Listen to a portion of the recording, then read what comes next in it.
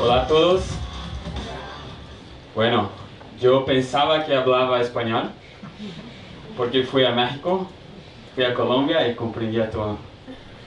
Hasta aquí me quedé en Chile y vi que no comprendo nada. Entonces, yo planeaba hablar español, pero ustedes destruyeron mi sueño. Entonces ahora voy a hablar inglés. Okay, much better now. Yeah, but this is serious. Like I can understand Spanish like everywhere, but here it's way harder. But I haven't been like in Argentina, and I know like I need to be prepared. So I'm Andre Loureiro. I lead our operation for Waze in Latam, and it's been 2 years that we are deploying what we are calling like our presence in the region. So we started in Brazil, then Mexico, and now we are launching, like we just launched in Colombia last week, and we are very happy to be here in Chile. I hope that all the content that you saw so far was pretty new to you and brought the perspective for Waze in a different level. Have you? What you thought so far? Did they bring like something new to you? Yeah. Okay, this is good. This is the intention, because everywhere that we establish our operation, we see a huge change in the way we engage with the brands, in the way we engage with the market, and we see like really how can brands like take the more advantage of our platform and use this moment that we touch the consumers in a wiser way. So I'm gonna talk today about our story, and I like to bring our story with this idea of our exponential way. Are you familiar with the concept of exponential organization? Yes, no? I saw no? Okay. There is actually, like, it's a pretty wide concept now that relies on companies that are based on exponential technologies, and they are disrupting their markets. And Waze is well known, actually a reference for this type of company, for the business that we are in. And that's the story that I want to bring. I want to bring our story in actually like 4 pillars that made us what we are nowadays. And I think this will help you to understand what we are doing right now and what we intend to do in the future. But first, an interesting curiosity from the time that we were born. The first idea of our name was meant to be Waze.com. So that's why we have like this structure in this way. So our goal at the beginning of the company was being called like Waze.com. But at that time, like you imagine, like Waze.com it was like a very expensive domain, because it's quite like direct, right? And we didn't have money at that time. We were like a really small startup in Israel, and we had to come up with a more creative name. So that's why we came up with Waze as an alternative of Waze.com, and that's a very interesting proof that like constraints like generate creativity, right? And probably like if we were born like with Waze.com, probably we wouldn't be here, because our brand is a big piece of what we do. But let's start with our story. And the story starts with the early beginning, right? Like when we were born based on a new approach, right? Like we were created in a change of mindset of an existing problem and existing service. And it all started with this. Do you remember what is this? Yes, it's not a long time ago we used to use it. Our founders actually created Waze starting on this, right? Like they created like this small group that was collaborating together in order to enhance the experience from the GPS. So pretty much they had a group that updated the GPS system, let's say informally, pretty much hacking the GPS system to put more updated information from Tel Aviv, from Israel. And what happened here is that like they got like a notification from the GPS company that the service they were intending like to enhance the service for the GPS, they were actually like violating the terms of use of the GPS.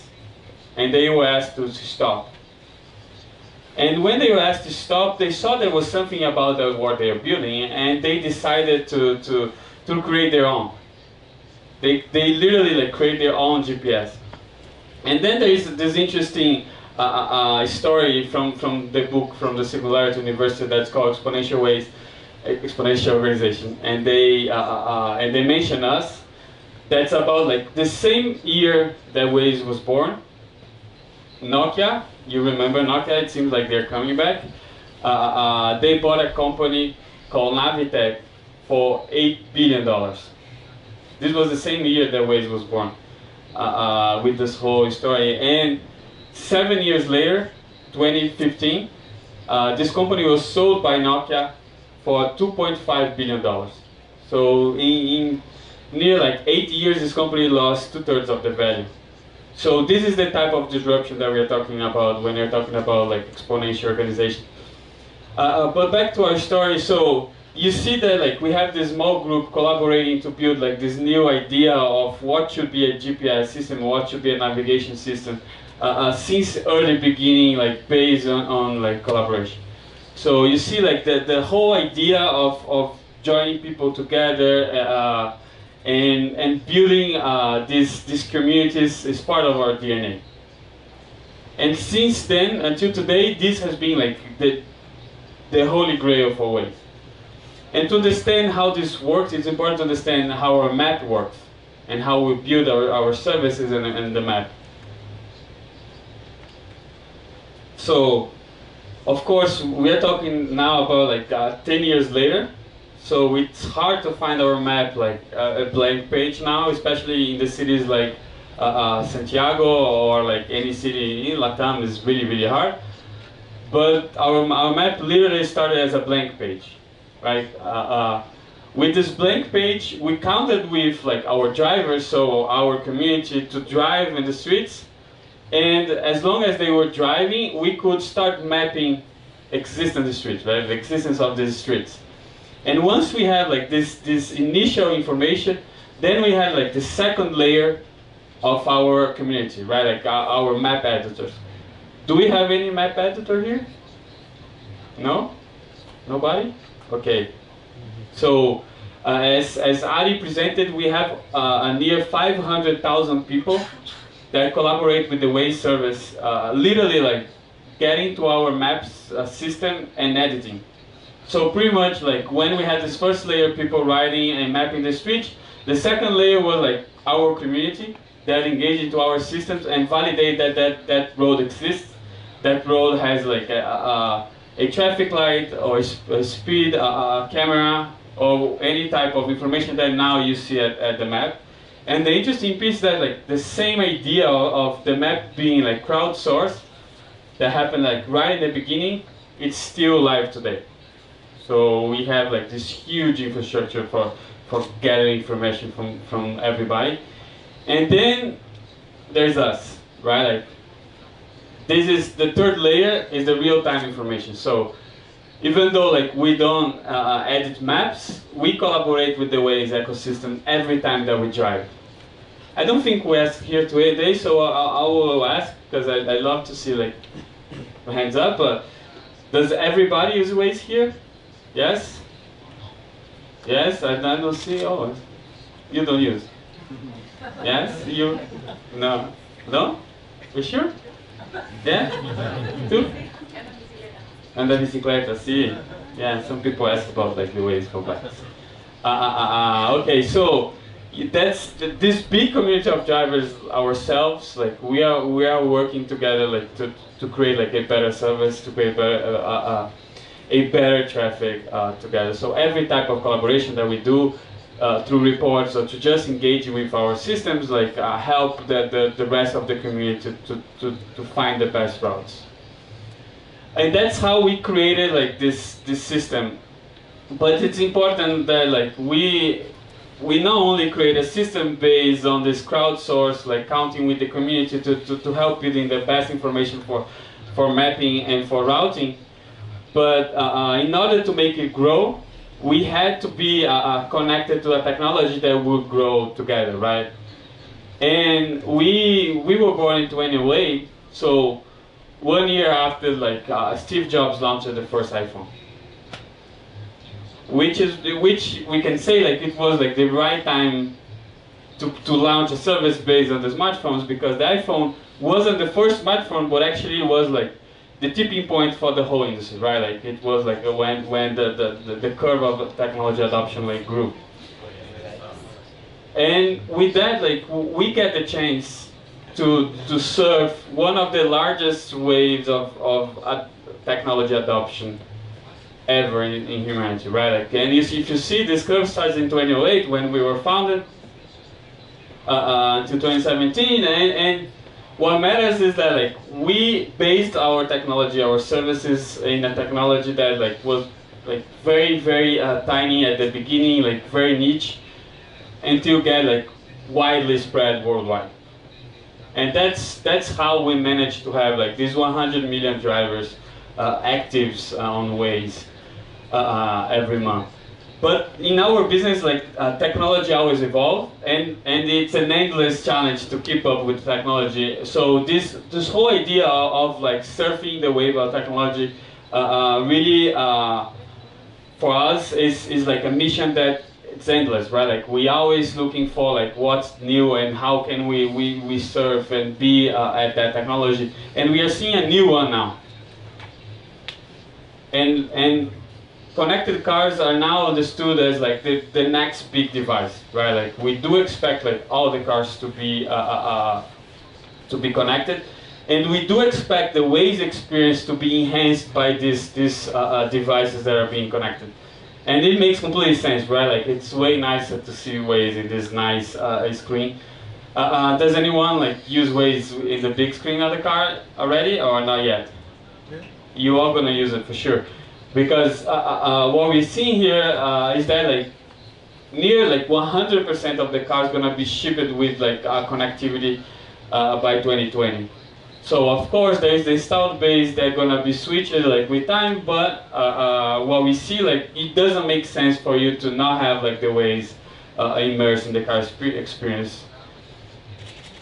And then we get to the third part of the story, which is like interesting because everything that I told you right now like really happened well, and this like the speed to adapt actually like is based on something that didn't happen as we planned, which is interesting because we learn a lot like from failure as well. So when we first launched the company, the whole idea for us as a business model was to build our monetization model like based on licensing data and maps, right? Very quickly, because we had this crowdsourced infrastructure, we managed to have like one of the most complete and updated map in the big cities, right? Like we had a very good quality map, and also we have a very reliable like traffic data like from most of the big cities in the world. And the initial idea was that like, okay, we gonna make money by licensing this type of information, because that's how like the current businesses that work like our competitors were doing at that time. But we didn't realize that we were like disrupting the industry, right? Like, and we were literally like creating a new mindset for this type of industry. And the companies that we were trying to sell the service, being a startup with less than 100 people, were actually like companies that were highly like heavy infrastructure companies, right? Like or governments, or really like logistics companies. And they weren't ready like to buy this type of services from like a small startup, right? And then we realized that like our business model had the wrong assumption, right? We were literally like disrupting this whole chain of services, and we need to figure out like a new way of generating our revenue from any type of source. So then we changed our focus to what mattered most to us. So then we start looking to our users back again. So as you saw, since the early beginning, like the users, they have been the center of everything we do. They help us creating the best maps we can. They help us creating the best service, and we we understand that like if we can serve the user better, we can make money out of it. So looking at the users, we thought like how can we build this infrastructure that will generate like more utility for these users, and then we created like our ad system. And it's important to understand, of course, our ad system is based on like the moment that people are navigating. We are talking with drivers. So we are counting that first, they are driving and we need to be careful like when we're gonna show the ads and how we're gonna show the ads. And also how can we present utility with the ads. So that's why we presented like type of ads that really help people get into the places that they are willing to go, or increasing awareness in the neighborhood, so they might not be going now, but they may go later. So that's why we created this whole idea of mobility, right? The mobility moment for brands. And with a unique proposition, because only Waze has this like accuracy of like the GPS data of the system that we have, the context of the drivers. As Sophia showed you now, like context matter. So it's completely different when you're driving from your work back to home, and probably you're gonna go to the supermarket, then you're gonna go like from your work to a bar, and the chances that you're going for a supermarket is very low. Both cases you're leaving your work, but the context that you're living makes complete difference in the moment that the brands can influence you. And so the context and the destination, they play a huge difference like in the approach that we are proposing to the market. And lastly, like the fourth item from the presentation here is about purpose. So it's the last but probably the most important, because as you saw in our story, like we were built by people that really wanted to create a better service, by people that really wanted to change the world, and by people that really hate traffic. And that's what we live so far, right? We were created like thinking on save every driver 5 minutes a day. And I believe we done like quite successfully, especially in Latam.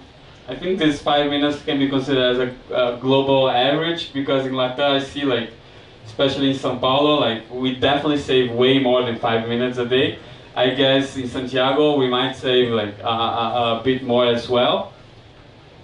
And with that, like we really like create this huge community, right? Like we created like a company that brings like hundreds of thousands of people to follow the same purpose. This is pretty big, because purpose is what drives like people to make things better. And in our case, we managed to implement our purpose and our mission like since like 10 years ago, and we were quite successful, but we don't want to stop there. And we are now rephrasing our purpose, and we are now rethinking our purpose to a higher level. Of course, like now we have the level of engagement that we have, the brand that we have, and our users collaborating with us at the level that they are, we can dream bigger. And now our purpose is eliminating traffic together. So that's what we truly believe that we can do. That's what we are aiming for in the next like 10 years. And we do have a plan for that. It's not just like a phrase or something that we came up to look nicer. It's really something that we intend to do, and we are implementing already. So we're launching our new service in Israel already, and California, and soon coming to Latin America, which is called the Waze Carpool. So we are turning this collaborative like navigation system, like with hundreds of millions of drivers, into like a transportation ecosystem. Like we do believe that we can do better and optimize like car usage. We know that like pretty much in big cities, like near 80% of the cars, they are being driven by just one person in the car alone, in a vehicle that can support at least like 4 people, right? Like so, the whole idea with this transportation ecosystem is really making like peers, like people engaging together and sharing rides. We want to rethink the way we use cars. And did you heard that before? No. Yes? No? Okay, so it's important to understand. It's not like Waze is launching like a private driving like Uber-like app. It's not. It's like it's about us, right? Like we are not working professionally as drivers for our cars, but we probably go to work every day with Waze, and we come back home every day with Waze, and probably like in our neighborhoods, many people, even from our company, they do pretty much the same commuting route every day as well. So the whole idea with the system is engaging our drivers community in order to find like chances for giving a ride. So, and if we facilitate enough this riding match, I'm sure like all of us would be willing like to give a ride for someone that might be like working close to our work or live close to our homes. So that's a big change. We totally get that's a big change in the mindset, the way you use cars. But it's clear like the future of the big cities can't rely on the current transportation mode. Like all the cities are getting collapsed. So that's what our vision on how we can help. And from the early beginning now, like the initial stage that we are seeing we can change. So back to the day-to-day, I really want to tell you like how excited it is like to be here in Chile. Waze love Chile. We see like great traction with our product. We see great potential for our business, and we see today as the start of a change in the way we deal with like with businesses and brands in the market. And we do expect that, like as Rafael said, from now on we can bring like many Chilean examples like those across the region, and we can build like a strong business case here. To finish, I want to invite back Ariadna and Sebas to the stage. Yes, thank you. Do you like this picture? Yes? Seba said it's from his friend. I doubt that, but like he said, like I'm sure like there are like many photographers that take pictures from this place. But okay, so Ari. Muchas gracias. Estos tres somos nosotros. Muchas gracias por haber venido. La verdad este es el equipo, queremos traer a Seba sobre el escenario porque queremos demostrar que el equipo ya está acá, la oficina ya abrió y estamos listos para comenzar a hacer negocios con todos ustedes. Antes de terminar les quería pedir dos favores. En los cuadernitos que les dimos tienen una hoja de feedback. Si nos ayudan, que el equipo de marketing puso muchísimo esfuerzo para que esto se vea tan lindo hoy, pero siempre hay lugar para mejorar y todo el feedback va a ser más que bienvenido. Después, ahora terminando el evento, nos vamos a quedar afuera para todas las preguntas y respuestas que tengan. Vamos a estar los 4 speakers y Sebas disponibles para quien quiera hablar con nosotros.